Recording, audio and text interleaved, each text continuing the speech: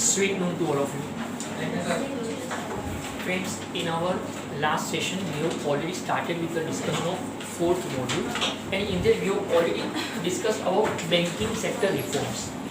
Okay, जहाँ पे commercial bank के रिफॉर्म्स को लेकर हमने बात शुरू की थी और बाद में हमने टॉपिक शुरू किया था money market. I have already discuss कि फ्रॉम 1 day to 1 year, एक दिन से लेकर 1 साल तक के लिए borrowing and lending of money जो होता है, मतलब पैसों का उधारी पे जो लेन देन होता है मार्केट में, एक दिन से लेकर 1 साल के मैच्योरिटी पीरियड के लिए उधारी पे पैसों का जो लेन देन होता है उसे हमने नाम दे दिया था मनी मार्केट. ठीक है, एक बहुत अच्छी बात समझ लो, मनी मार्केट का कंट्रोल आरबीआई के हाथ में अगर है, ओके, तो उसको बोलेंगे ऑर्गेनाइज्ड सेक्टर. लेकिन अगर मनी ट्रांजेक्शन का कोई भी रिकॉर्ड आरबीआई के पास अगर नहीं है, तो जो भी ट्रांजेक्शन का रिकॉर्ड आरबीआई के पास नहीं है, इसके ऊपर कोई कंट्रोल भी आरबीआई का नहीं है, तो वो बन गया था अनऑर्गेनाइज्ड सेक्टर. ठीक है, हमने मनी मार्केट के लिए कुछ इंस्ट्रूमेंट्स पढ़े थे. आई नो कि ज़्यादातर लोगों को कुछ भी याद नहीं है, ना तो कुछ समझ में आया था. एक था कॉल मनी मार्केट एक नोटिस. जो लोग स्टॉक ब्रोकरेज की कंपनी होती है वो लोग बैंक से उधारी पे पैसा लेते हैं. इसका मैच्योरिटी पीरियड था फ्रॉम 1 day to 14 days. 2 या 3 दिन में भी अगर बैंक को पैसा वापस चाहिए तो वो एंजल ब्रोकिंग जैसी कंपनी को नोटिस मारेंगे और अपना पैसा ले लेंगे. और एंजल ब्रोकिंग जैसी कंपनी कर पाएगी क्योंकि वो शेयर बाजार में शेयर्स बेच देगी. अरे समझा, तो उनके लिए बिल्कुल पॉसिबल था. फिर हमने एक चीज़ पढ़ी थी ट्रेजरी बिल्स. ट्रेजरी बिल्स का मैच्योरिटी पीरियड होता है 91 days, 182 days एंड 364 days. ये 3 में से कुछ भी चलेगा. It is one type of bills of exchange only, ऐसा मैंने समझाया था. It is only one type of bills of exchange only. पर इसमें क्या होता है कि गवर्नमेंट को पैसे का जरूरत है, तो आरबीआई की हेल्प लेकर वो लोग ट्रेजरी बिल छापेंगे. ओके, जब इसको इश्यू किया जाएगा तो ये डिस्काउंट पे होता है, लेकिन जब इसको रिडीम किया जाएगा तो ये पार होता है. रिडम्पशन समझता है ना, रीपेमेंट करना. एग्जाम्पल, अगर सपोज आरबीआई की हेल्प लेकर गवर्नमेंट को कुछ पैसे चाहिए थे, मार्केट से कैपिटल रेज करना था, तो उन्होंने क्या किया होता है कि ट्रेजरी बिल ऐसा छाप दिया, उसके ऊपर फेस वैल्यू लिखा होगा 24,500. ओके ओके, सॉरी, इसके ऊपर फेस वैल्यू लिखा है 25,000, एक एग्जाम्पल. लेकिन इसको इश्यू किया जाएगा डिस्काउंट में, मतलब बैंक ऑफ इंडिया ये कागज ट्रेजरी बिल आरबीआई से परचेज करेगी 24,500 में, जबकि उसके ऊपर फेस वैल्यू का लिखा है 25,000. 6 महीने बाद का ड्यू डेट होगा, तो after 6 months bank of India आएगा आरबीआई के पास, वो कागज बेचेगा और 25,000 ले लेगा क्योंकि फेस वैल्यू 25,000. तो redeem at par, issued at discount. Okay, इसका मतलब क्या होगा कि आरबीआई ने 500 रुपया ब्याज दिया एक कागज के सामने बैंक ऑफ इंडिया को 6 महीने की. समझा, ऐसा इसका मतलब निकलता है. ठीक है, अगर इसको डिस्काउंटिंग करना पड़ा, मतलब बीच में सपोज बैंक ऑफ इंडिया को पैसे का जरूरत है, तो वापस वो आरबीआई के पास जाए या किसी और बैंक के पास जाए, तो वो बन जाएगा commercial bills. Bills of exchange जब आप करते हो तो जब डिस्काउंटिंग करना पड़ता है, अरे डिस्काउंटिंग करना पड़ता है, राइट. अगर उसको रीडिस्काउंट करने की जरूरत पड़ी, मतलब जिस बैंक ने इसको किया उसको वापस और पैसे की जरूरत पड़ी, तो उन्होंने ये बिल किसी और को दे दिया कम पैसे में, तो बनेगा रीडिस्काउंटिंग, तो वो बन जाएगा कमर्शियल बिल्स. ठीक है, फिर एक बात है सर्टिफिकेट ऑफ डिपॉजिट्स. ये कमर्शियल बैंक और फाइनेंशियल कंपनी को पैसे की जरूरत पड़ती है, तो वो लोग इसको इश्यू करते हैं. इसका मैच्योरिटी पीरियड है from 7 days to 1 year. It is also issued at discount and redeem at par. It is in multiple of 1 lakh rupees, ऐसा मैंने समझाया था. एक कागज के ऊपर 1 लाख रुपया, ओके, मतलब फेस वैल्यू 1 लाख रुपया लिखा है. जब इसको इश्यू किया जाएगा तो 95,000. अरे समझ रहा है, 6 महीने बाद का डेट होगा, तो 6 महीने बाद उसका कागज का आपको 1 लाख रुपया मिल जाएगा. It is in multiple of 1 lakh rupees. Okay, लेकिन ऐसा आप 25 लाख रुपये तक कर सकते हो एक जन के लिए. उसके बाद आता है कमर्शियल पेपर्स. बड़ी बड़ी जॉइंट स्टॉक कंपनी इसको इश्यू कर सकती है जब उन्होंने आईपीओ लेकर दे दिया हो, इश्यू ऑफ शेयर से कैपिटल रेज कर दिया, उसके बाद भी कैपिटल का जरूरत पड़े, तो they can do it. It is in multiple of 5 lakh rupees, 5 lakh रुपये का एक कागज. इसका भी maturity period 7 days to 1 year ही होता है. Is it okay? इसको भी डिस्काउंटिंग रीडिस्काउंटिंग सब कर सकते हो, ये सब चीज़ें बिल्कुल पॉसिबल है. तो ये कुछ चीज़ें हमने पढ़ी. एक था रेपोर्ट्स, मैंने कहा था sale and repurchase agreement. Sale and repurchase agreement, right, reports. हाँ, तो मतलब पहले आपने बेचा, बट आपने खुद ने उसको फ्यूचर डेट डाल के खरीद लिया, जो डिफरेंस है वो ब्याज का पैसा होगा. ओके, ऐसा इसका मतलब निकलता है। Today we are on the topic of limitations of Indian money market. Indian money market में कुछ बड़ी गलतियां हैं, बड़े कुछ लूपहोल्स, ड्रॉबैक्स रह गए हैं, कुछ मिस्टेक्स हो चुकी है। पहला, करो स्टार्ट, एग्जिस्टेंस ऑफ डिक्शनरी। हमको आरबीआई ने जो समझाया है, हम उसके हिसाब से सोचते हैं कि हाँ ये मनी मार्केट है, but actually it is not. एक बड़ी गड़बड़ है। हमें लॉफुली जो समझाया गया है ना मनी मार्केट, वो बहुत कम है, और जो नहीं समझाया गया है ब्लैक मनी, वो बहुत ज़्यादा है। सॉरी टू इन्फॉर्म यू, आज भी इंडिया में मोर देन 60% ट्रांजेक्शन जो होते हैं ना, वो कैश में होते हैं। 60% ट्रांजेक्शन कैश में होती है, और कैश में ट्रांजेक्शन का मतलब इसका कोई रिकॉर्ड आरबीआई तक नहीं पहुंचता है। और उसका दूसरा इफेक्ट क्या होता है, सेकंड पॉइंट पे आ जाते हैं, लैक ऑफ इंटीग्रेशन। आरबीआई के पास बहुत सारी चीज़ों का कोई रिकॉर्ड ही नहीं है। यस, बिलीव मी, आज अगर मैं आरबीआई को पूछूंगा ना कि 10 रुपए की कितनी नोट घूम रही है मार्केट में, तो इट हैज़ नो रिप्लाई, जबकि छापा तो उन्होंने ही है, और उनको ये नहीं पता होगा कि 10 रुपए की कितनी नोट मार्केट में पूरे इंडिया में घूम रही है। जब नोटबंदी का डिक्लेरेशन आया था, तब ये बहुत बड़ा क्वेश्चन था। 500 और 1000 की जो नोट कैंसिल की गई पुरानी वाली, और बदले में जो नई नोट डाली गई, 500 की नई नोट, 2000 की नई नोट, बराबर है ना। आपको ये समझना होगा कि कितने पैसे आरबीआई ने मार्केट में वापस डाले और कितने पैसे कैंसिल किए गए। जब ये नोटबंदी लागू करने की बात हुई ना, तब क्या कहा गया था पता है आप लोगों को, कि इससे ब्लैक मनी जो है वो निकल जाएगा, जिनके पास बहुत सारा ब्लैक मनी दबा के रखा है वो निकल जाएगा। ये निकलने का मतलब क्या होना चाहिए कि बैंक में आपने और मैंने जो पैसे जमा किए 2.5 लाख रुपये अलाउ थे ना अपने को, पुराने पैसे बैंक में जमा करो, हर एक अकाउंट में 2.5 लाख रुपये अलाउ था। अरे मैं 2016 की बात कर रहा हूँ, बराबर ना। हाँ, तो बहुत सारे पैसे बैंक में जमा हो जाते हैं अगर, तो फिर वो ब्लैक मनी था ही नहीं। क्योंकि ब्लैक मनी क्या होता है, जो नाले में डाल दिए, कुएं में फेंक दिए, जला दिए, जो बैंक तक नहीं पहुँचे। अरे ऐसा नो। हाँ, अब मजे की बात सुनो, 98.3% पैसा बैंक में डिपॉजिट हुआ था। मतलब सिर्फ कितना पैसा ब्लैक मनी था, 1.7%। एक्चुअली ब्लैक मनी बहुत सारा था, पर अपना इंटीग्रेशन सिस्टम ठीक नहीं है। इससे सब लोगों ने क्या किया होगा, दूसरों के अकाउंट में उठाएगा, तेरे को 2000 कमीशन दे देगा, चल। अरे समझा, तो ब्लैक मनी की अल्टीमेटली वाइट ही हो गया। तो it is lack of integration. मुझे नहीं पता कि मुझे आपको ये समझाना चाहिए क्योंकि लेक्चर रिकॉर्ड भी हो रहा है, पर ये प्रैक्टिकल एग्जाम्पल समझा रहा हूँ कि देखो कितनी बड़ी गलत फहमी में हम जी रहे हैं। मुंबई में भोईवाड़ा करके एक जगह है, भाईखाला से आगे, अरे दादर भाईखाला है ना, वहाँ उसके आगे भोईवाड़ा करके एक जगह है। वहाँ पे बहुत सारी कुरियर की ऑफिस है। अब ये जो कुरियर की ऑफिस है वो तो नाम के ही है, उनका लीडिंग बिजनेस कुरियर का नहीं है। ऐसा ये कि अपना सीढ़ियाँ ना ऊपर जाता है सिटीजन की ऑफिस के लिए, ऐसे सब कुरियर की ऑफिस ऊपर होती है, मालिए बहुत संभल के आएगा, टूटे फूटे सीढ़ियाँ होती है। वहाँ पे हम जाए ना तो एक छोटे से 2 बल्ब चालू होते हैं, एक वॉल फैन घूमते रहते हैं, ओके। और अपने बोले ये कुरियर का ऑफिस है, वो कोई कुरियर ऑफिस नहीं है, वो दिखावे के लिए। इसमें एक्चुअली कैश में जो मनी ट्रांसफर करना होता है ना, इनकी सिस्टम से चलता है। मैं खुद एक बार 7 लाख रुपए कैश ऐसा लेकर आया, मुझे लोगों को अपने को जैसे हिंदी मूवी चल रहा था, 2 रुपये के 30 नोट का टुकड़ा मेरे पास था और दूसरा टुकड़ा उनके पास था। मुझे अगर वो टुकड़ा बोलने का तो कुछ भी नहीं, जाके वो टुकड़ा दिखाया, वो अपने जेब में से निकालेगा, अगर नंबर मैच हो गया बराबर है, वो किसी को इशारा करेगा। गंजी और लुंगी पहन के एक बंदा नीचे जाएगा और गेहूँ की गोली में कुछ डाल के ले आएगा, ये लो, उसमें गेहूँ नहीं है, 7 लाख रुपीज़ कैश। उधर गिनने नहीं बैठने का, अलाउ ही नहीं है, लेके निकल जाने टैक्सी योगेश्वरी। और टैक्सी वाला है ना, उसको भी पता है कि अंदर कैश लेकर आए, इसलिए वो भी क्या करेगा, मीटर पे नहीं चलेगा, किधर जाना है योगेश्वरी, 2000 रुपया। पागल है क्या, 700 में पहुँचाएगा, मीटर लगा तो नहीं जाएगा। और अगर चले भी गए, अगर बैठा भी दिया, आप जबरदस्ती बैठ गए, तो मैं श्योर हूँ विदिन 1 मिनट सिग्नल आएगा जहाँ पे आरटीओ रोकेगा, उसी टैक्सी को रोकेगा।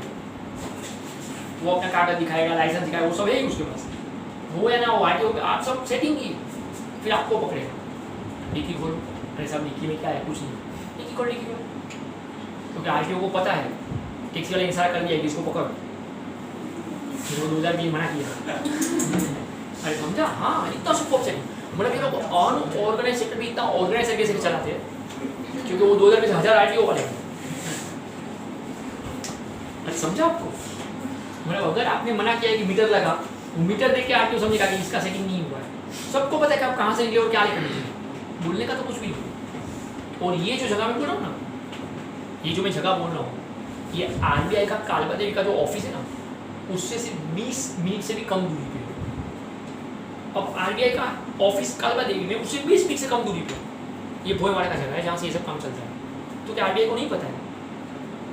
चल रहा है। I don't mind, it is lack of integration.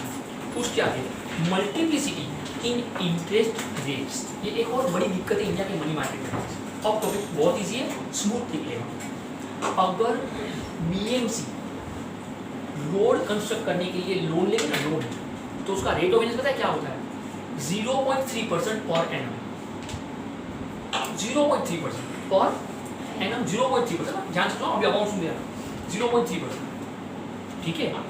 अगर मैं एफडी में पैसे रखता हूँ, फिक्स डिपॉजिट में, बैंक में, तो रेट ऑफ इंटरेस्ट क्या है? अप्रोक्सीमेट 6% पर है। कहाँ 0.3%, कहाँ 6%? चलो वो भी जानता हूँ। अगर मैं शेट्टी सर से वाइट मनी उधारी पे लेता हूँ, चेक में, ओके, तो रेट ऑफ इंटरेस्ट आएगा 12% पर एनम, जिसको पर मंथ 1% बोलते हैं।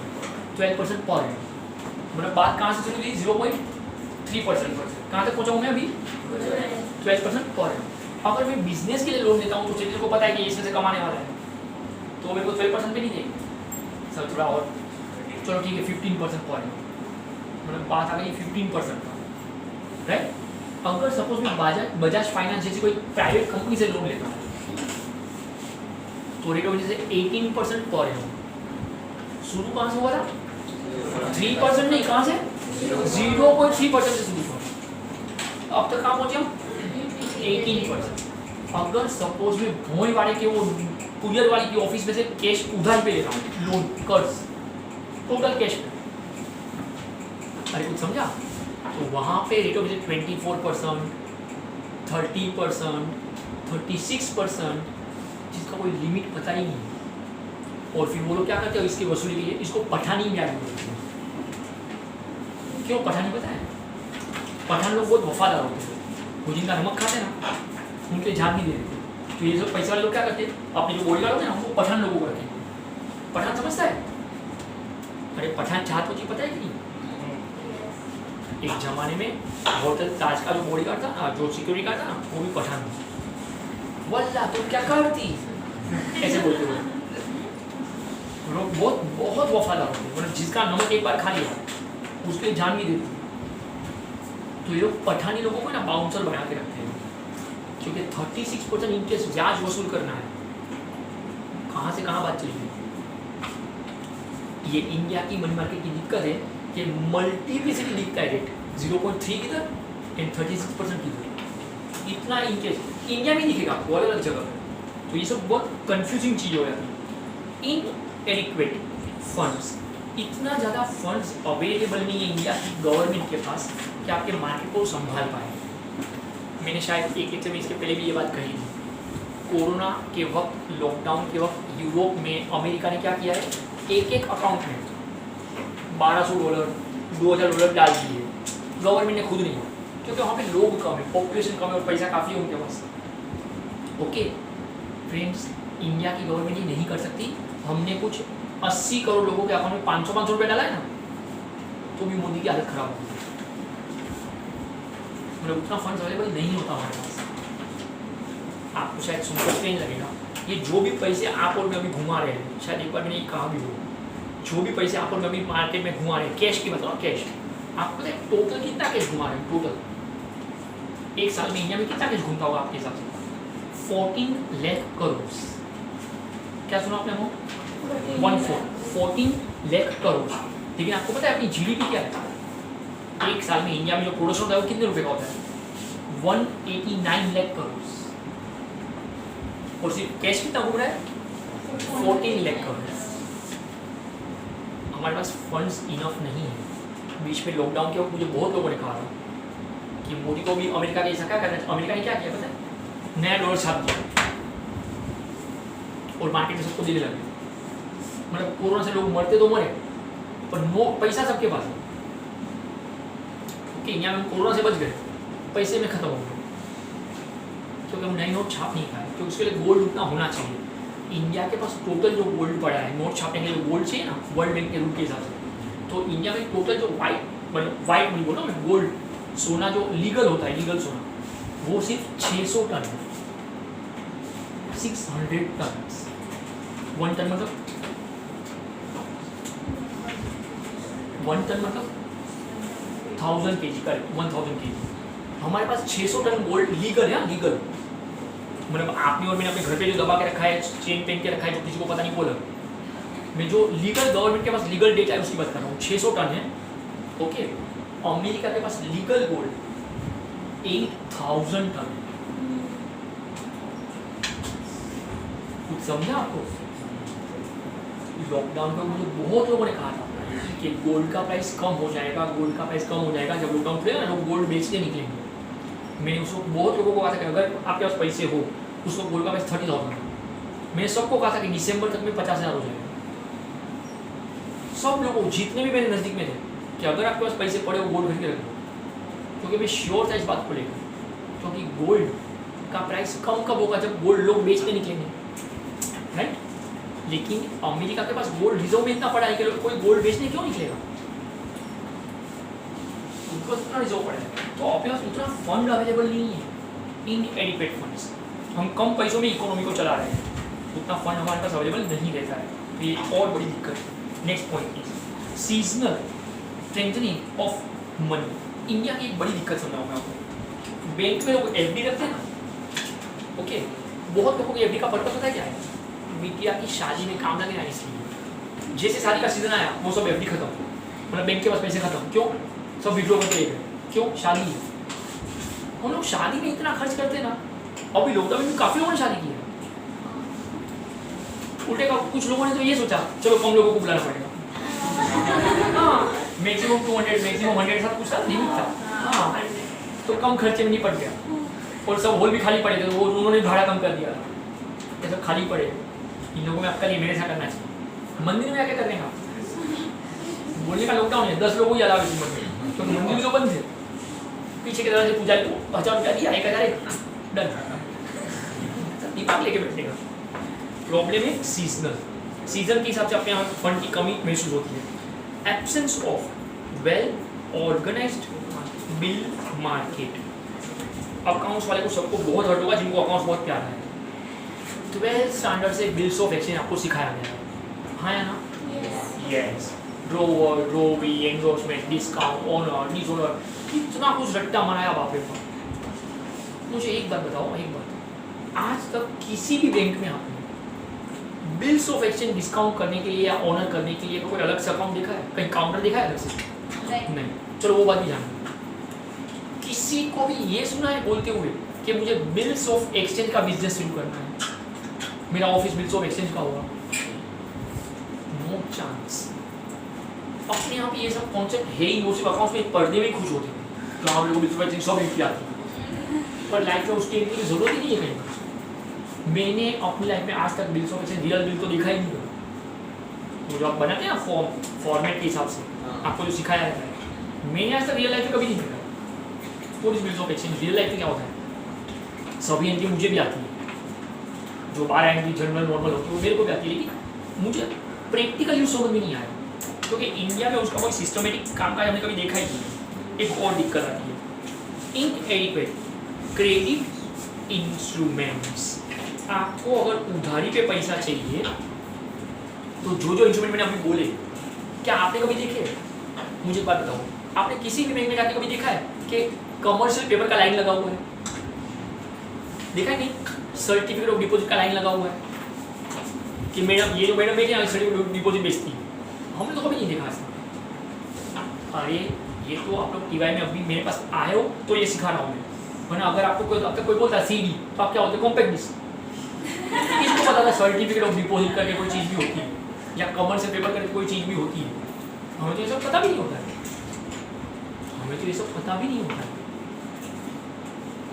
तो कहीं ना कहीं मार्केट के हिसाब से ये सब कॉन्सेप्ट हमें पता ही नहीं है, ये सब लिमिटेशन थे। Now we are on reforms in Indian money market. Friends, आखिरकार हमने इंडिया के मनी मार्केट को सुधारने के लिए क्या क्या कदम उठाए? अब टॉपिक बहुत ईजी है। सबसे पहला काम किया D regulation of interest rate, ये मैं बोल चुका हूँ। अब तक है ना आरबीआई डिसाइड करता था इंटरेस्ट रेट, अब अपने कमर्शियल बैंक के ऊपर छोड़ दिया है। पता है, मैं एक एग्जांपल दिया था, अगर मैं HDFC बैंक से कार लोन लेता हूँ तो 14%, किसी और बैंक से जाऊँगा तो वो बोलेगा 11%, कोई और बैंक के पास वो बोलेगा 10%। नहीं समझ रहा? अरे सब लोग कॉम्पीट करेंगे मुझे ट्रेड करने के लिए, राइट? तो हमने आरबीआई को बोला कि तू इंटरेस्ट रेट डिसाइड कर, कमर्शियल बैंक को बोल कि वो इंटरेस्ट रेट डिसाइड करे। दूसरा काम हमने क्या कर दिया? Introduction of new money market instruments. मैंने लेक्चर की आज की शुरुआत में बोल दिया, कॉल मनी मार्केट, रेपोज, अरे commercial paper, commercial bills, treasury bills, ये सब कुछ सालों पहले नहीं था इंडिया में। अब हमने ये सबको अलाउ कर दिया ताकि हम मनी मार्केट को घुमा पाए। आगे आ गया repurchase agreement, that is repos. Friends, आज मैं थोड़ा इसको डिटेल में समझाना चाहूँ क्योंकि बहुत लोग उस दिन नहीं समझ पाए इसको। कमर्शियल बैंक को पैसे की जरूरत है तो कमर्शियल बैंक अपनी कुछ सिक्योरिटीज आरबीआई को सौंपेगी और उसके सामने लोन लेगी, और सेम टाइम पे एक एग्रीमेंट बनेगा और एग्रीमेंट में लिखा हुआ कि 6 महीने बाद का ये डेट है, उस डेट पे इतना पैसा हम वापस देंगे आपको और हमको हमारा सिक्योरिटी वापस चाहिए। समझा फ्रेंड्स? जब बैंक के बीच में ऐसा होता है ना, तो इसको आप रेपोज, रिवर्स रेपो ये सब बोल सकते हो, ठीक है? आपको पता है ऐसा स्वैप डील है ना, दो इंडिविजुअल बिजनेसमैन के बीच में भी पॉसिबल है, इसको स्वैप डील बोलते हैं। एक्चुअली ये एक तरह का फ्रॉड है जो लीगल फ्रॉड है। सीख रहे हैं आपको? सुनो, एग्जाम्पल दे रहा हूँ। सपोज शेट्टी सर को बहुत सारा टैक्स बचाना है, गवर्नमेंट को टैक्स पे नहीं करना है, तो पंकज दास लॉस में दिखाना पड़ेगा, तो उसे प्रॉफिट पे टैक्स लगेगा। अरे हाँ है ना, तो जो इनकम वो बता रहे हैं वो पूरा इनकम नहीं बताना है, उनको लॉस दिखाना है, राइट? अब एक इंटरेस्टिंग बात बताऊँ, इसके लिए एक ऐसा तरीका वो अपना सकते हैं कि केबी में मेरे को बुलाएंगे और बोलेंगे सर चलो स्वैप डील खेलते हैं, रेपो खेलते हैं। उनसे मतलब उनसे एक काम करते हैं, मैं ये पंकज दास आपको भी बेच रहा हूँ 2 करोड़ रुपये में, मेरे को पैसा चाहिए, सामने करोड़ को दिखाऊंगा, 2 करोड़ में मैं आपको पंकज दास बेच रहा हूँ। मैं तो खुश हो गया, बोले सर अभी का भी agreement sign, I am happy, 2 crore Pankaj Das मिल जाए, जो बढ़िया हो गया। ध्यान से ना पूरा बाजू में एक और एग्रीमेंट होगा, इसको बोलते हैं रीपर्चेज एग्रीमेंट। मतलब बाद में बाजू के एग्रीमेंट में ना उसी दिन ना जिस दिन ये बेचा जा रहा है 2 करोड़ में, उसी दिन सेम डे पे, अरे कुछ समझ रहे हैं आपको?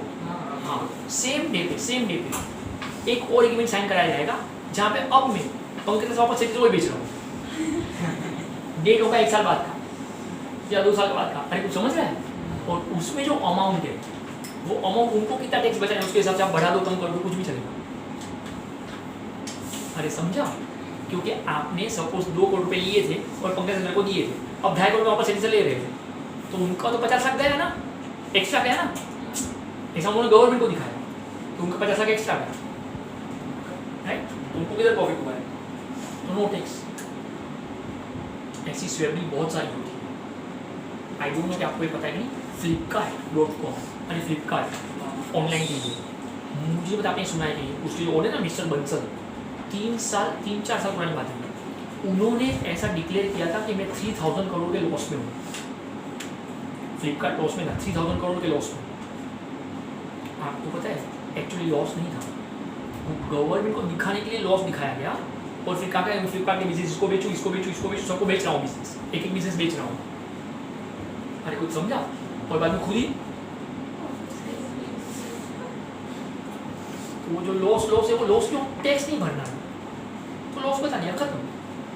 तो ये सब चीज़ें मनी मार्केट में होती रहती है, पर जब ये बैंक के बीच में होते हैं तो ये लीगल होती है, उसमें लोग चीटिंग नहीं करते। लिक्विडिटी एडजस्टमेंट फैसिलिटी, अगर किसी बैंक को इमरजेंसी में कुछ लिक्विडिटी की जरूरत है तो दूसरी कमर्शियल बैंक से वो थोड़ा बहुत अरेंज कर सकते हैं थोड़े टाइम के लिए। उसके आगे मार्जिनल स्टैंडिंग फैसिलिटी, मैंने इसके पहले एक बार इसको ये समझाया था आपको। रात को 2 बजे अगर किसी बैंक को पैसे की सख्त ज़रूरत पड़ी, ओके, सख्त ज़रूरत पड़ी और सभी ऑप्शन ढूंढ लिए थे, बाद में ये एक ऑप्शन बचेगा, पर एक बार इस ऑप्शन पे चले गए आप, उसके बाद और कहीं से कर्ज कभी नहीं लिया, और कहीं से बाद में कर्ज कभी नहीं लिया। ये बैंक के लिए, अपने लिए नहीं है। उसके बाद मनी मार्केट म्यूचुअल फंड, ये भी मैं समझा चुका हूँ। म्यूचुअल फंड सही है, अरे म्यूचुअल फंड सही है, ये सुन लो।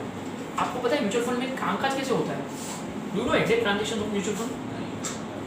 नहीं, थिएटर में विचार दिखाते समोसे मत खाओ, पहले म्यूचुअल फंड पैसा बचाओ, 500 रुपये से भी बचाना शुरू कर सकते हो।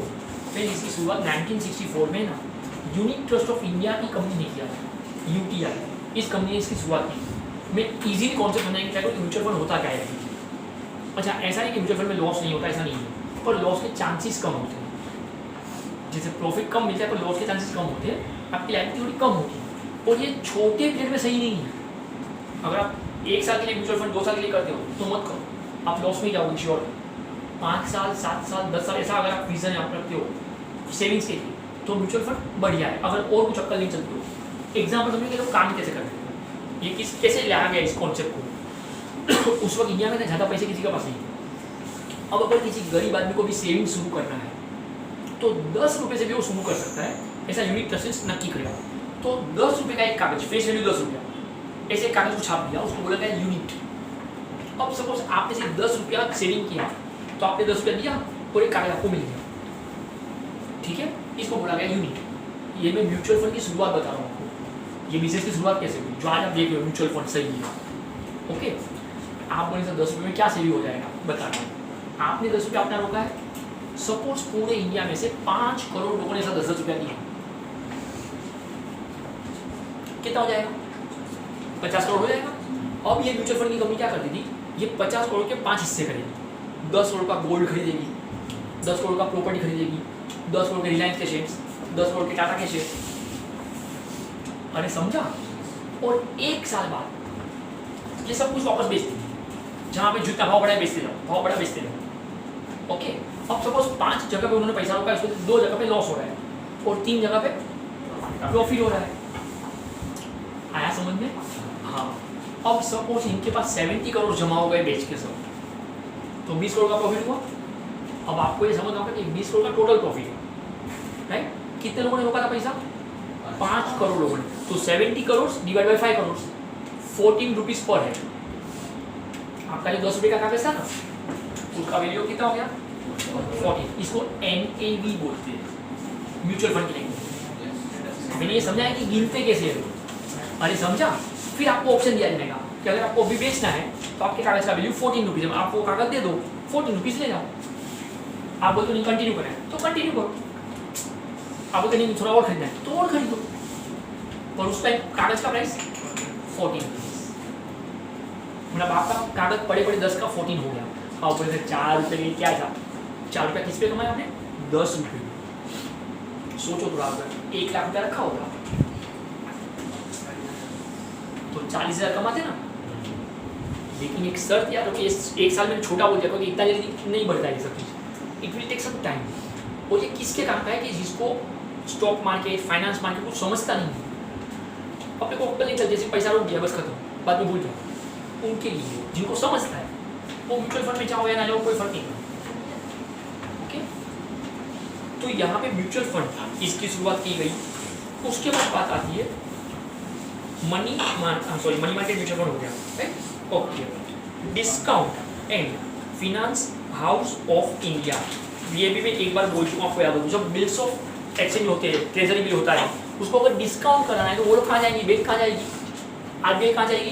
इनके पास जाएगी। ओके, ये अपने लिए नहीं है, बैंक और RBI के लिए है कि अगर आपको उनका बिल डिस्काउंट कराना है तो यहाँ पे जाने का। Development of inter banks call and notice, अगर बैंक को अंदर अंदर उधारी पे लेन देन करना है, डेबिट क्लियरिंग, क्रेडिट क्लियरिंग, तो ये उनके थ्रू हो पाएगा।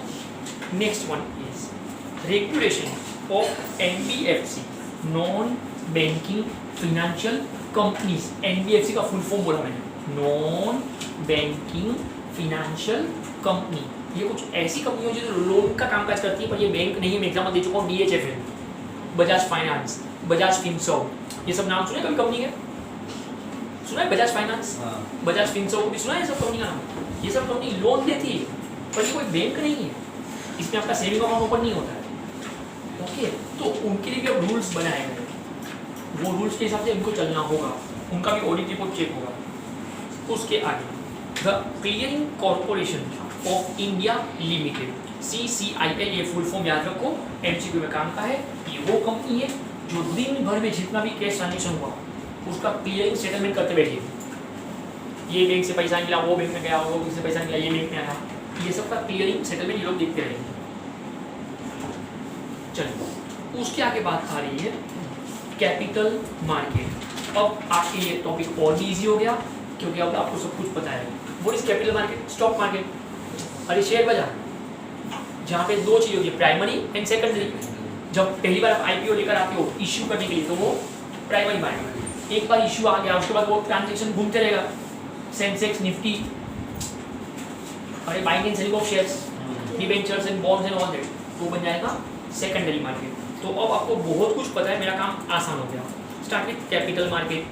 गवर्नमेंट सिक्योरिटीज मतलब बॉन्ड्स की बात कर रहे हैं, एक मार्केट बॉन्ड्स के लिए होता है, राइट। दूसरा कॉर्पोरेट डेट मार्केट, मतलब कंपनी को जो कैपिटल रेज करना है उसके लिए, और जिसको आप शेयर बाजार बोलते हो, IPO लेते हैं ना कंपनी, ओके। और उसके बाद आता है इक्विटी मार्केट, ये सिर्फ इक्विटी शेयर्स के लिए। ऊपर क्या था, उसमें फिक्स डिपॉजिट भी होता है, इक्विटी, प्योरली इक्विटी की बात कर रहे हैं। ऊपर वाले में डिबेंचर भी आते हैं, बॉन्ड्स भी आते हैं। अरे ये सुनो, debentures, what's the difference between shares and debentures? What's the difference between equity shares and debentures? Equity shares and preference shares, ये सब सीख चुके हो आप? हाँ कि नहीं? हाँ, ऐसा बोलो। डिबेंचर में इंटरेस्ट रेट फिक्स होता है, राइट, उतना इंटरेस्ट मिल ही जाएगा, प्रॉफिट हो या ना हो। इक्विटी में लिमिटेड होता है और वो प्रॉफिट बेस्ड डिपेंड होता है। हाँ, तो ये तीनों मार्केट अलग अलग हो गए। अब structure of capital market in India, structure के हिसाब से अगर मैं सोचूं तो गिल्ट एज्ड मार्केट। फ्रेंड्स, बहुत लोगों का ये आर्ग्यूमेंट है कि सर ये क्या लिख के आते हैं आप, ये एक इकोनॉमिक वर्ड है, इसका आसान वर्ड होता है bonds, government bonds, James bond नहीं, गवर्नमेंट बॉन्ड्स। बॉन्ड्स पता है कि बॉन्ड्स भी नहीं पता है? गवर्नमेंट को खुद को जब पैसा चाहिए तो वो बॉन्ड्स इशू करके कैपिटल रेज करती है पब्लिक से, राइट। हाँ, तो गिल्ट एज मतलब बॉन्ड मार्केट। उसके बाद आता है इंडस्ट्रियल सिक्योरिटीज मार्केट। एक एग्जांपल से समझाना हूँ क्योंकि इसको समझने का मेरे पास कोई तरीका नहीं है। इंडस्ट्रियल सिक्योरिटी, ये क्या मार्केट हुआ? मतलब इंडस्ट्रियल सिक्योरिटी रखती है। हाँ, एक छोटा सा एग्जाम्पल देना, अगर आप कभी यहाँ से वाशी जाओगे, वाशी, तो अगर आप IIT पॉइंट से आगे निकल के विक्रोली वाला रास्ता पकड़ते हो, कांजूर मार्ग वाला, ओके, तो मानखूद करके एक स्टेशन आएगा, मानखूद। वो मानखूद ओरिजिनल मुंबई का लास्ट स्टेशन है, उसके बाद बड़ा खाड़ी आ जाता है और वाशी वो बड़ी आता है जहाँ पे आप उसको नवी मुंबई बोलते हैं। अब अगर आप बाई रोड जा रहे हो तो मानखूद से आपको लेफ्ट टर्न लेना पड़ता है वाशी जाने के लिए, और वो एक बहुत बड़ा ब्रिज आता है जो मुंबई को नवी मुंबई से कनेक्ट करता है, जिसके ऊपर 40 रुपये टोल टैक्स लगता है, ठीक है। बीच में राज ठाकरे ने बोला था कि टोल टैक्स काय को देगा, ये मुंबई का तो हिस्सा है। कुछ लोग ना पढ़े लिखे होने के बाद भी अनपढ़ ही रहते हैं। आपको ये समझना होगा कि वो ब्रिज का टोल टैक्स 40 रुपये कंपल्सरी हो तो देना ही पड़ेगा, उसका रीजन है सिडको, उस ब्रिज के ऊपर इतना बड़ा बोर्ड मारा हुआ है सिडको नाम का, SIDCO, small industrial development corporation. ये उस कंपनी का नाम है, स्मॉल इंडस्ट्रियल डेवलपमेंट कॉर्पोरेशन, जिसने 30 साल पहले उस ब्रिज को बनाने के लिए महाराष्ट्र गवर्नमेंट को 1300 करोड़ रुपए का कर्ज दिया था। ऊपर से अमाउंट सुना आपने? 30 साल पहले 1300 करोड़ का कर्ज दिया था महाराष्ट्र गवर्नमेंट को, तब जाके वो ब्रिज बना है और तब जाके आप मुंबई से नवी मुंबई को कनेक्ट कर पाएंगे, वरना वो खाड़ी इतनी बड़ी थी कि आपको नवी मुंबई पहुंचना बहुत डिफिकल्ट था। 4.5 घंटे रास्ते लगते थे अगर आपको वाशी जाना होता तो, but because of that bridge अब आप 1 आवर 15 मिनट्स में वहाँ पहुँच सकते हो। उसका खर्चा हेवी आ रहा है वो, क्योंकि आपने खाड़ी के ऊपर वो ब्रिज बनाया उस जमाने में, जब इतनी लेटेस्ट टेक्नोलॉजी नहीं होती थी सब चीज़ों को लेकर, राइट। अब दिक्कत सुनो क्या होगी, क्यों ये एग्जाम्पल लेकर आया है, ठीक है। अब ये जो ब्रिज बन गया, अब इसमें जो टोल टैक्स आता है वो गवर्नमेंट की कमाई हुई, अरे ये सो पर गवर्नमेंट को ब्याज चुका ही नहीं पा रही इस कंपनी को, तो गवर्नमेंट ने क्या किया, ये जो ब्रिज के डॉक्यूमेंट्स है उसको सिक्योरिटी के तौर पे सिर्फ कोई दे दिया, नहीं आप इसको मैनेज करो, आप ही कमाओ, टैक्स आप ही दे दो, टैक्स। अरे समझा, अब आप बोलोगे हम टोल टैक्स पे नहीं करेंगे तो सिर्फ को लॉस करेंगे, समझा। ये सब चीजें बहुत अलग होती है। देखो मनी मार्केट में ना जो भी लेन देन होती है ना वो 1 साल तक के लिए होती है, उधारी के लिए। जब आप वर्ड यूज करते हो कैपिटल मार्केट तो ये लॉन्ग टर्म होता है, मतलब 1 साल से ज्यादा के लिए आपको जो पैसों का हेरफेर करना है, कैपिटल रेज करना है, दैट इज कैपिटल। आपको पता है ये बैंकरा वाली सीलिंग जो है ना उसके ऊपर भी 30 साल तक टोल टैक्स लगेगा ही लगेगा। 30 साल के बाद बैंकरा वाली सीलिंग फ्री हो जाएगा, क्योंकि जितना खर्चा उनको आया है उतना टोल टैक्स से वसूल हो जाएगा। उसके बाद वो ब्रिज फ्री में एंट्री मिलेगी, अगर तब तक होगा तो फायदा हुआ ही। तो कहीं ना कहीं अपने को ये सब चीज़ें समझ में आनी चाहिए। उसके बाद बात आती है development financial institutions. Now what is development financial institutions?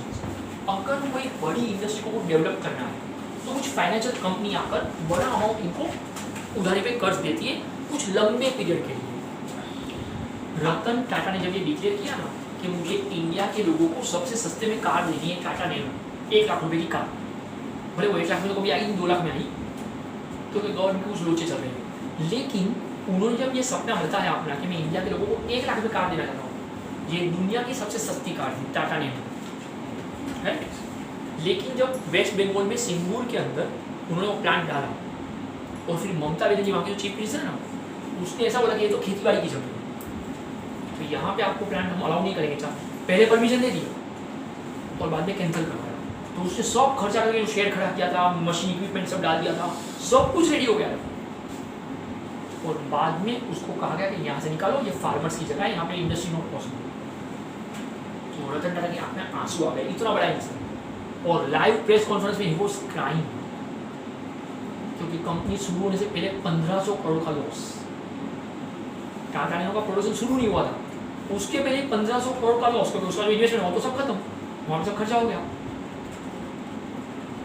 Narendra Modi ने गुजरात की फिनेंशियल इंडस्ट्रीज के हिसाब से उनको सामने से इन्वाइट किया कि आप हमारे यहाँ पे गुजरात आना, हम आपको बहुत सारे इंसेंटिव्स देंगे, टैक्स फ्री करके देंगे, आप आ जाओ। और रतन टाटा ने हाँ बोला, लेकिन ये सब खर्चा उसको मार डाला। तो जो कुछ फिनेंशियल इंस्टीट्यूट होती है उन्होंने उस वक्त रतन टाटा को 1500 करोड़ का कर्ज दिया कि आप नैनो का प्रोसेस गुजरात में शुरू करो, पैसा हम देते हैं, और 5 साल 7 साल ऐसा पीरियड होता है उसके कि आप आदमी चुका दीजिए धीरे धीरे करके। और नरेंद्र मोदी ने उसका गारंटी ली, उसको वो चीफ मिनिस्टर थे गुजरात के, और तब जाके नैनो 2 लाख में बेचना शुरू हो पाया, क्योंकि लॉस है नहीं था। ओके, तो ये वो कंपनी होती है जो कंपनी को डेवलप करने के लिए फाइनेंस देती है। उसके आगे फिनेंशियल इंटरमीडिएट्स, ये भी एग्जांपल दे चुका हूँ, बजाज फाइनेंस जैसी कंपनी जो आपको फ्रिज और टीवी के लिए भी लोन देती है, पता है इनके भी शेयर्स होते हैं। ओके, मतलब अपने पास से वो शेयर्स का पैसा कलेक्ट करेंगे, बाद में अपने को वापस फ्रिज और टीवी के लिए लोन देंगे, बीच में इंटरेस्ट उन्होंने कमा लिया। अब अपने को पता ही है मार्केट 2 तरह का है, primary market and secondary market. तो प्राइमरी मार्केट में क्या होता है, बोले इक्विटी इश्यूज, ये आपको पता है, डेट इश्यू पता है ना, डिबेंचर्स। हाँ, उसके बाद आता है सेकेंडरी मार्केट, जहाँ पे इश्यू आने के बाद स्टॉक मार्केट में आप उसका ट्रांजेक्शन करते हो, purchase and sale of shares करते हो, तो उसके हिसाब से सबसे पहली बात आती है that is stock exchange, share बाजार का मकान, राइट। चर्चगेट फोर्ट में है, बॉम्बे स्टॉक एक्सचेंज, दलाल स्ट्रीट नाम है उसका। ओके, नहीं समझे तो एग्जाम्पल स्केम नाम का सीरीज देख के खत्म कर देंगे। हाँ, स्टॉक एक्सचेंज पता है आपको, रीजनल स्टॉक एक्सचेंज। जब यहाँ से बात समझाऊंगा, स्टॉक एक्सचेंज के कुछ टाइप होते हैं, शेयर बाजार के कुछ टाइप होते हैं। एक होता है रीजनल, इंडिया का सबसे पुराना जो स्टॉक मार्केट है ना वो है BSE, बॉम्बे स्टॉक एक्सचेंज। और आपको सुनकर शायद स्ट्रेंज लगेगा, ये भी एक जॉइंट स्टॉक कंपनी बन गई है। वो जो शेयर बाजार का मकान देखते हो ना, बॉम्बे स्टॉक एक्सचेंज, उन्होंने भी कंपनी रजिस्टर कराई है, BSE लिमिटेड नाम से, और शेयर का प्राइस पता है क्या चल रहा है? 550 रुपये। और ये एक बेहतरीन कंपनी है। अगर आप में से किसी के पापा के पास बहुत पैसे पड़े हो और सोच रहे हो कि इन्वेस्टमेंट करना है अच्छे से, पैसा डूबे नहीं ऐसी जगह पे, और शेयर्स में कुछ समझता नहीं है, ओके, ये मैं इंडिविजुअल बोल रहा हूँ, ऐसा लीगल डिक्लेरेशन नहीं है, ये मैं खुद का इकोनॉमिक्स का स्टडी बोल रहा हूँ। बॉम्बे स्टॉक एक्सचेंज का शेयर 550 के आसपास चल रहा होगा प्राइस। मैंने नहीं लिया है, मैंने नहीं लिया है, लेकिन अगर आप में से किसी के ऐसा लगते हैं, ये शेयर लेकर रख दो 2 साल के लिए, 3 साल के लिए, इसका 1000 रुपीज प्राइस हो जाएगा। कुछ समझा? स्टॉक मार्केट में डीमेट अकाउंट खोल के करना पड़ता है। अरे कुछ समझा? हाँ, इसमें कोई सोचने जैसी बात नहीं है, क्योंकि एक बात समझो, कोविड आया है, कुछ भी हो, शेयर बाजार बंद होगा, स्टॉक मार्केट बंद होगा, क्योंकि स्टॉक मार्केट बंद होने का मतलब क्या होता है? इकोनॉमी बंद। तो ये तो पॉसिबल ही नहीं, ये तो पॉसिबल ही नहीं। तो ये रीजनल होता है ना, it is Bombay stock exchange. ऐसा कोलकाता का स्टॉक एक्सचेंज अलग होता है, दिल्ली का स्टॉक एक्सचेंज अलग होता है, रीजनल उनके लेवल पे, ओके, रीजनल लेवल पे होता है। उसके बाद बात आती है there is National Stock Exchange. ये आप सबको पता है, NASE, नेशनल स्टॉक एक्सचेंज। देखो बॉम्बे स्टॉक एक्सचेंज है ना, उसका जो इंडेक्स है इसको सेंसेक्स बोलते हैं, और इसको निफ्टी 50 बोलते हैं, निफ्टी, राइट? हाँ, तो नेशनल स्टॉक एक्सचेंज वो पूरी कंट्री के लिए। उसके बाद over the counter exchange of India. Over the counter का मतलब होता है कुछ ऐसे एक्सचेंज भी होते हैं, उसके भी शेयर्स होते हैं जो आपका कभी ध्यान ही नहीं गया हो, मैं एकदम श्योर हूँ। आप और मैं जो कमोडिटी यूज करते हैं ना, उसका भी एक्सचेंज होता है, उसको बोलते हैं MCX, कमोडिटी मार्केट की, ओके, उसका भी इंडेक्स होता है MCX। सिमिलर एक और होता है IEX, इंडियन एनर्जी इंडेक्स। ये सब कंपनीज है, जितनी भी बिजली आप और मैं इस्तेमाल करते हैं, जितना भी जो भी एनर्जी, उसका भी एक अलग मार्केट है, स्टॉक मार्केट। तो ये सब ओवर द काउंटर होते हैं, जो नॉर्मल लोगों को समझेगा भी नहीं ये सब क्या है। अब बात आती है security and exchange board of India. आप इसको सेबी है, बेबी SY को मैं इसके बारे में डिटेल पढ़ चुके हो। सेबी, अरे कोई भी स्टॉक इश्यू करना है, IPO लाना है, तो इनका परमिशन लोग स्टडी करके बताएंगे, तब तो वही चीज़ हो पाएगी, बाकी ये चीज़ नहीं हो पाएगी, राइट? अब उसके तहत आपको क्या सोचना है, तो बोले setting up of national Stock exchange NSE में बोल चुका हूँ। अरे पूरा कंट्री के लिए नेशनल स्टॉक एक्सचेंज बना दिया सेबी ने मिलकर। फ्रेंड्स, बहुत जल्दी नेशनल स्टॉक एक्सचेंज भी है ना, लिस्टेड होने वाला है, मतलब एक लीगल कंपनी के तौर पे मार्केट में, स्टॉक मार्केट में इसके भी शेयर्स मिलेंगे। नेशनल स्टॉक एक्सचेंज में एक कंपनी बन जाएगी, ओके, उसके भी शेयर्स मिलेंगे।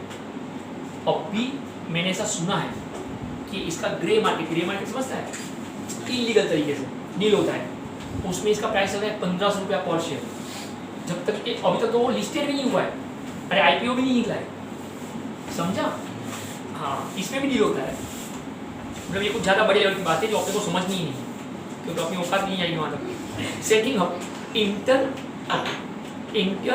Connected stock exchange. आप बॉम्बे स्टॉक एक्सचेंज को नेशनल स्टॉक एक्सचेंज से कनेक्ट भी कर सकते हो।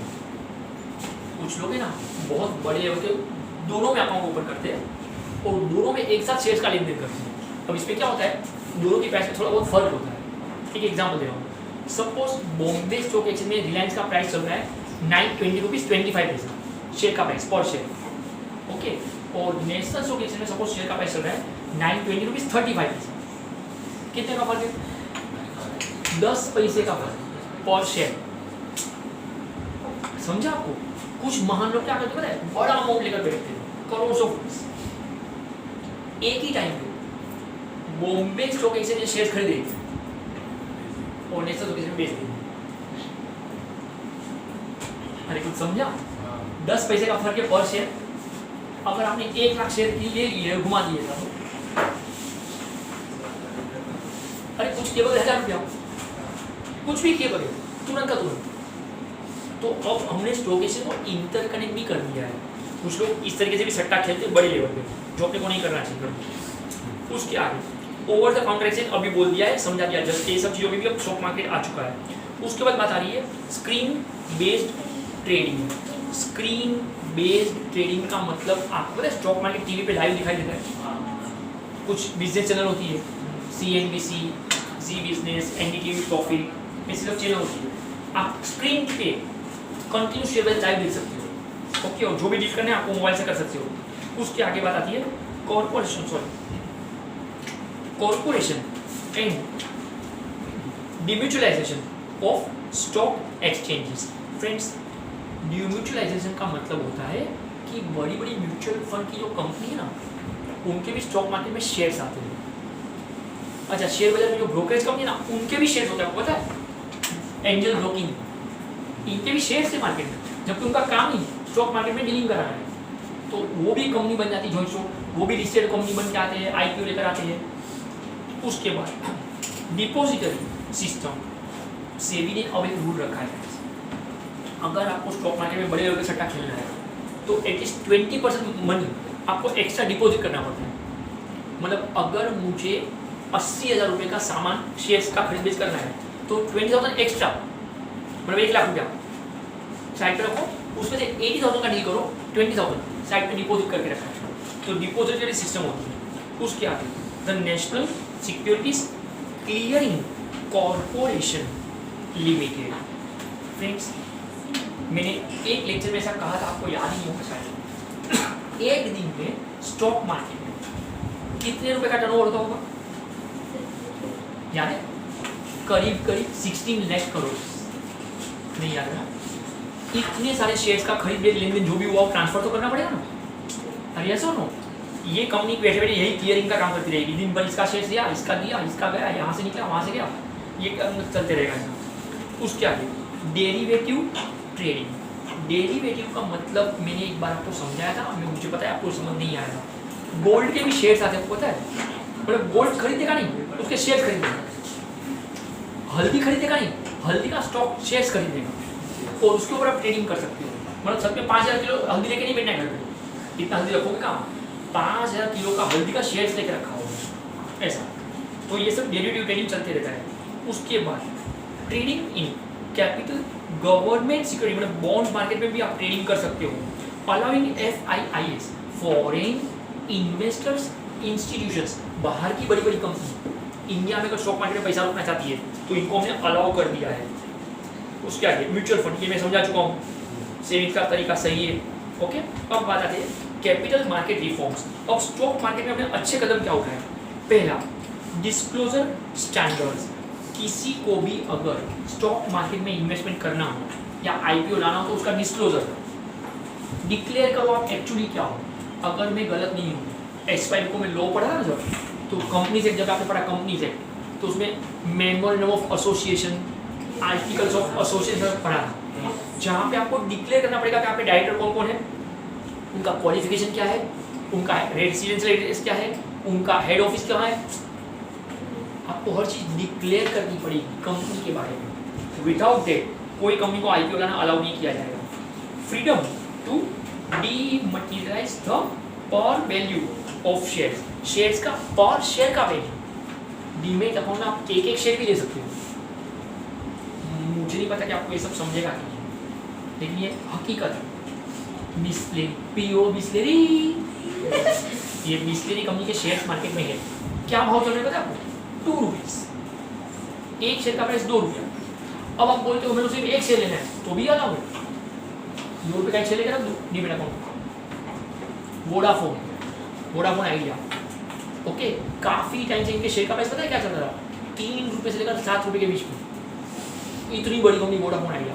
अभी भी पता है क्या चल रहा होगा? 11 रुपये के आसपास, 10 या 11 रुपया है वोडाफोन आइडिया का शेयर का प्राइस। अब आप बोल रहे हो सिर्फ एक शेयर खरीदना है, खरीद लो, अलाउ, सिर्फ एक शेयर खरीदो और कंपनी के मालिक बन जाओ। शेयर का मतलब यही होता है ना कि आप मालिक हो, आपको प्रॉफिट का हिस्सा मिलेगा। अंडर राइटिंग, अच्छा ये तो आपको मेरे से ज़्यादा पता होगा ना, पता है ना अंडर राइटिंग ऑफ शेयर्स। अरे अंडर राइटिंग ऑफ शेयर्स, जब कंपनी IPO लेकर आती है, सपोज वो अंडर सब्सक्राइब होता है, पब्लिक उसको नहीं खरीद रही है, तो वो लोग बैंक के पास जाएंगे, कंपनी बैंक के पास आएगी, अंडर राइटिंग कराएगी और लोन ले लेगी, राइट। वो पैसा कैपिटल रेज करेगी। बाद में 1 साल बाद बैंक सोचेगी कि अब ये वापस पैसा लेकर शेयर देना है कि मार्केट में देना है कि जो भी करना है। It is under writing option. उसके बाद FII परमिटेड, ये मैं बोल चुका हूँ। राइट। मार्केट में, इंडियन स्टॉक मार्केट में ऑपरेट करने के लिए अब हमें बाहर की कंपनी को भी अलाउ कर दिया है। उसके बाद असेसिंग ग्लोबल फंड्स मार्केट, बाहर के मार्केट में भी अपने को एंट्री है। फ्रेंड्स टाटा की बहुत सारी कंपनी का लिस्टेड अमेरिका के मार्केट में भी, टाटा कंपनी, गोदरेज कंपनी, इनके बहुत सारे बिजनेस अब्रॉड में भी चल रहे हैं और वहाँ पे वो कैपिटल रेज करते हैं, वहाँ के स्टॉक मार्केट में भी।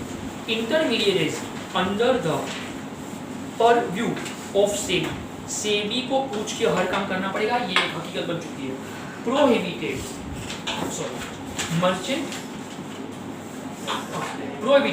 Merchant bankers carrying on fund past activities.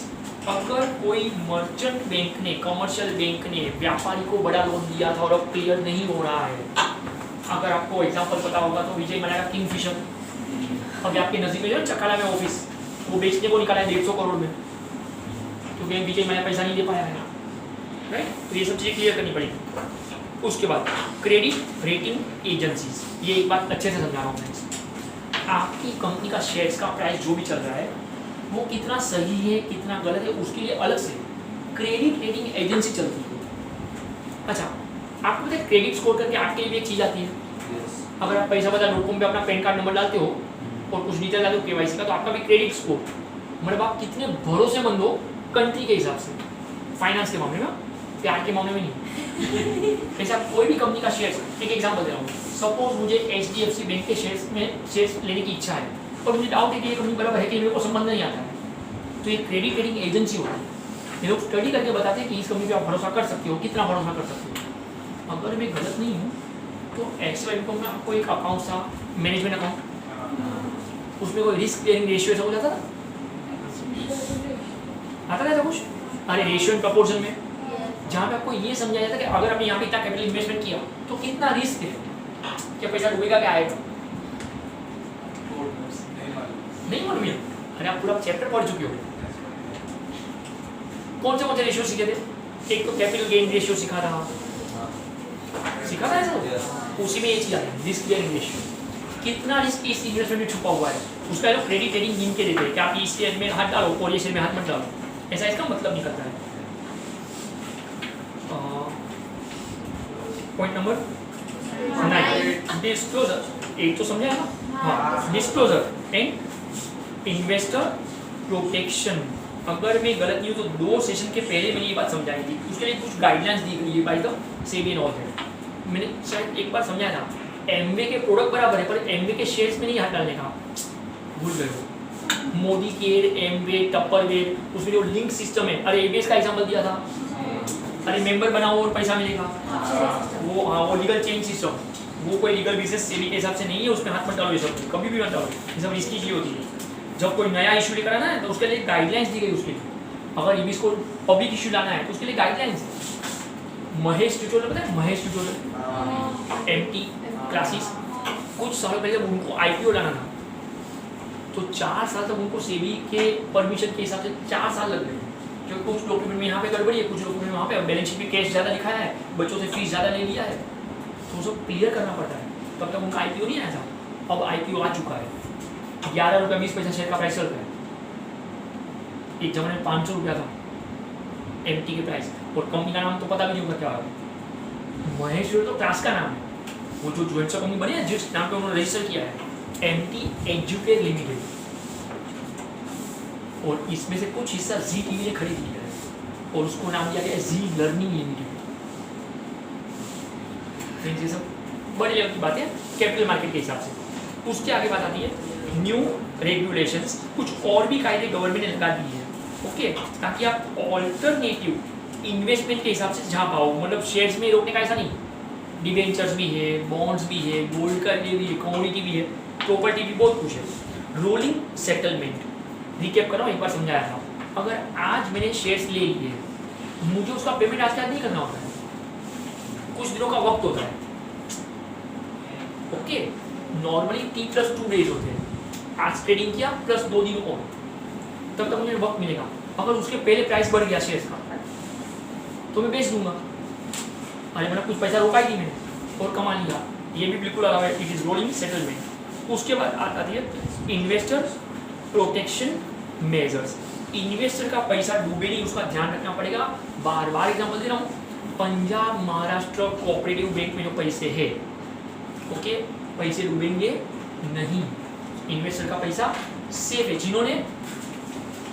जिन्होंने अकाउंट में पैसा रखा है वो भी सेफ है, जिन्होंने इन्वेस्टमेंट किया बॉन्ड्स में वो भी सेफ है। हाँ, शेयर्स का पैसा सेफ नहीं, क्योंकि मुझे आपको शेयर का मतलब समझना है कि आप उस कंपनी के हिस्सेदार बने हो, तो वो लायबिलिटी आपकी हुई लिमिटेड लायबिलिटी, मतलब जितने शेयर्स का पैसा उतना तो लॉस हो ही सकता है आपको। उसके बाद पेन मैंडेटरी, पता है पेन कार्ड कंपलसरी है आपके पास है, सबके पास? हाँ, पेन कार्ड कंपलसरी है, वरना ये सब काम यहीं पे अटका जाएगा। Permitted stock exchange to set trading hours, stock market के आवर्स क्या होने चाहिए वो ये लोग नक्की करेंगे। 9:15 बजे खुलता है, 3:15 बजे बंद होता है, 3:30 बजे बंद होता है, वो ये लोग नक्की करेंगे। अगर आपको पता हो लॉकडाउन के वक्त है ना, लॉकडाउन के वक्त सभी चीज़ों में गवर्नमेंट टाइम कम कर दिया था और स्टॉक मार्केट में टाइम कम नहीं किया, ये इनकी मर्जी। सब लोग मोदी पागल है, स्टॉक मार्केट का टाइम कम करो, नहीं किया, अभी ये उनकी मर्जी, मोदी इसमें कुछ नहीं कर सकता है। रेगुलेटरी फ्रेमवर्क फॉर गवर्नेंस, कामकाज अच्छे तरीके से है, उसके लिए रेगुलेटरी फ्रेमवर्क बनाने टाइम टेबल बनाया जाता है। उसके अलावा ownership stock exchanges, stock exchange का मालिक कौन कौन, उसका भी एक रेगुलेशन बनाया जाता है। And clearing corporation and depositories, कितना डिपॉजिट किसके पास रहेगा और शेयर्स का क्लियरेंस कैसे करते रहेंगे, इसके लिए भी फ्रेमवर्क टाइम टेबल बनाया गया है। And that is the end. Okay, all the best, please take care of yourself. If you have any doubt, so you can come and ask me. बाकी फोन पे 24/7 में अवेलेबल नहीं हूँ।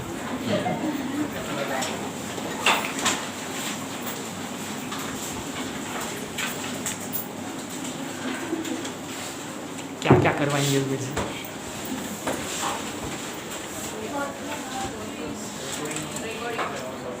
चलेगा ना, बी नेचुरल।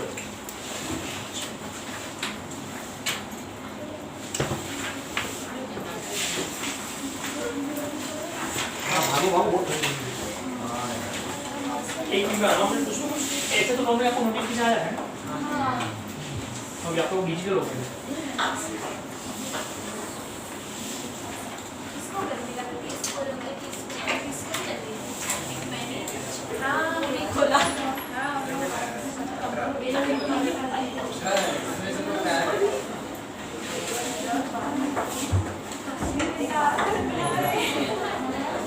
अगर कुछ भी रहेगा तो you will get message, otherwise bye, take care, enjoy yourself. याद रखो लॉकडाउन गया है, कोरोना नहीं गया है। Thank you sir.